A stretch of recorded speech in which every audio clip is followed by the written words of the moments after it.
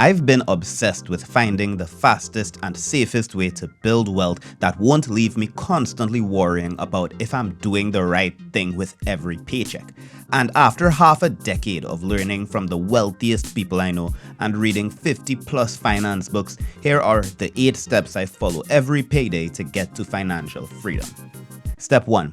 Establish baseline expense. Imagine for a second that building wealth was like going on a long hike up a mountain. Knowing your baseline expenses is like deciding what to pack in your bag for the hike.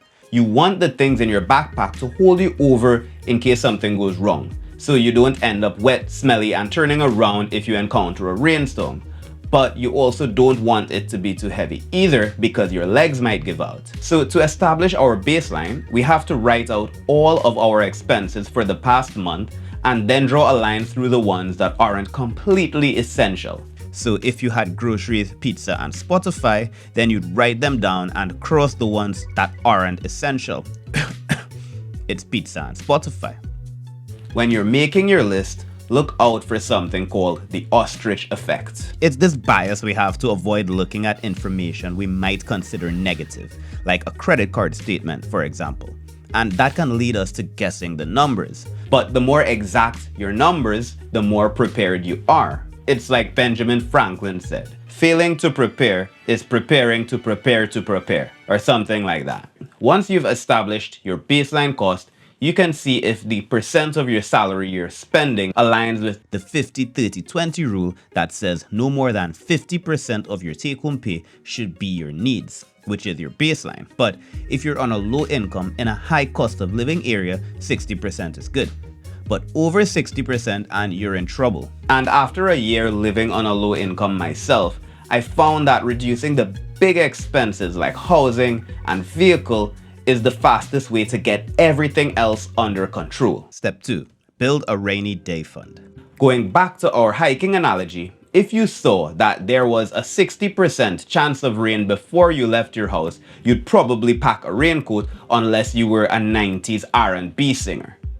We know that at least once a year, something goes wrong that requires money to fix. The most common expenses based on a survey of over 2,500 people range from a $500 car repair to over $6,000 in medical expenses, with a couple other things in the middle. The rainy day fund is to take care of 1 or 2 of these expenses if they come up.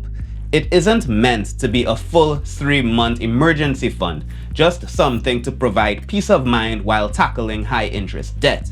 I go with at least 1 month of your baseline expenses because this should be able to protect you from any short-term things that come up, or at least cover your deductible while you're moving on to step 3. Pay off high interest debt. If we're still using the hiking analogy, high interest debt is like hiking with a weighted ball around your feet, except it has legs as well, and it has a family, and it's trying to run home because it forgot the oven on.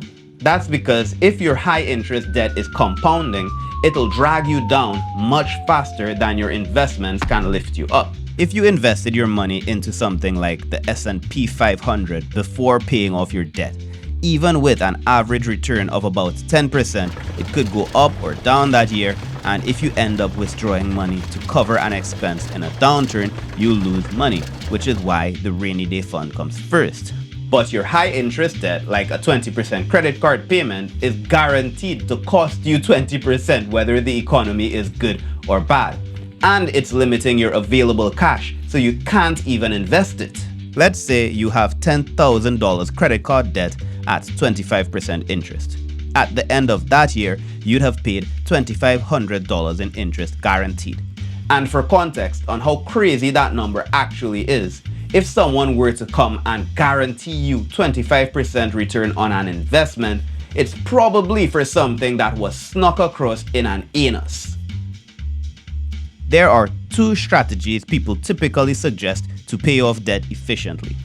The avalanche method, where you pay off the highest interest first and work your way downward, which is the more mathematically sound way, or the snowball method, where you pay the debt stuff in order from the smallest total amount to the highest total amount, which is a more human psychology approach. Either way works. Step 4. Build or rebuild your big emergency fund. During the pandemic, I left my corporate job to move to Japan.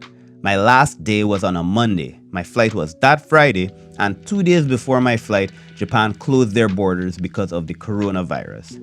At that point, I was unemployed, holding a visa that would expire in about 30 days, and I still had to feed myself, take care of housing, and make sure I still had money to be able to take action if the border suddenly opened up. Those are the times that the emergency fund are for, where uncertainty can wreck your peace of mind.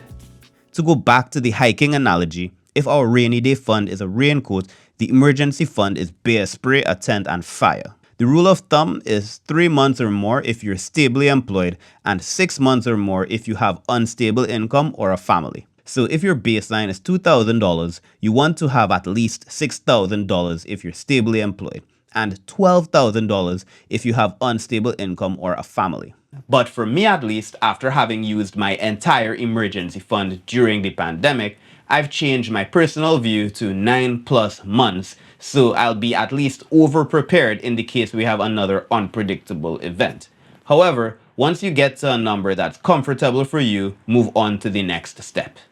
Step 4.5. Max out your employer match. This one is 4.5 because it should be done together with building your emergency fund as soon as your high interest debt is gone. Your employer match in the US is your 401k, or in the UK your workplace pension, and if your company offers this, it's free money. Most companies offer to match somewhere from 50 to 100% of your contributions up to a certain percent. Now, it sounds more complicated than it is, I promise.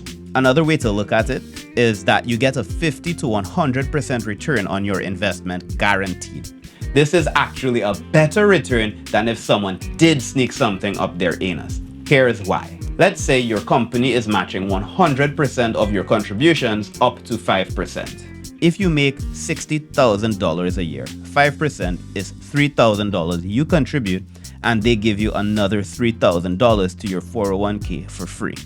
And thanks to compound interest, if it's invested at an average return of 7% per year, over 30 years of you never getting a single raise, that's about $300,000 of free money. Add to that the tax break you get on each dollar you contribute to your 401k, and you're making money hand over fist. Step 5. Tax advantaged accounts. After you've maxed out your employer match, the next step is to find risk-managed, inexpensive ways to avoid stripping in your 90s. What are you going to do for us today? Well, I'm going to dance. Are you? Investing into these tax-advantaged accounts are beneficial in 2 ways. The first is that they're a vehicle for you to grow your investments, and the second is that they're all either tax-deferred or tax-exempt. So your earnings can continue to grow and compound even more. In the US, there's the Roth IRA, in the UK, the ISA, and in Japan, where I'm at, it's NISA. The specifics of these accounts differ depending on where you are, so I can't go into the details, but it's important to take advantage of these types of accounts before moving on so you can get those tax benefits. Step 6. Investing into your return. By far the best investment you can make is in yourself. I mean, for example, communication skills. That's a quote from center-billionaire and arguably greatest investor in history, Warren Buffett. And even though many people in $200 hotels in Bali on vacation have used that phrase to get you to DM them for more info, if it's used honestly, it's true.